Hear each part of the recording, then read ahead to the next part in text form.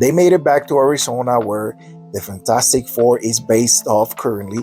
Sue and Ben got Reed caught up with everything that just happened. The little vampire girl's name was Brooke. She built up the courage to ask Mr. Fantastic if he could fix her and her brother. She felt like they were broken because they had this hunger that other, normal children did not have.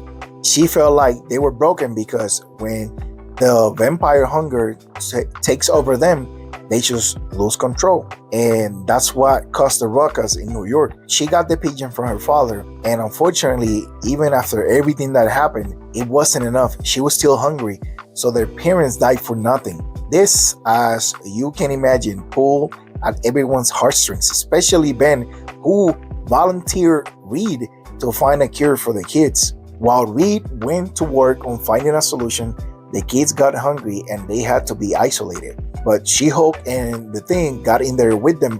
One, because they could take their bites and be fine.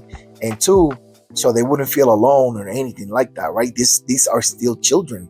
Soon enough, Reed created these snack bars the kids could eat and satisfy their vampire hunger. And they worked. The kids wouldn't have to seek blood anymore now that they had these synthetic snacks. The Fantastic Four found extended family members that would take the kids in. Also, Mr. Fantastic reached out to everyone he could in the scientific community around the world to share his invention so vampires everywhere could be fed.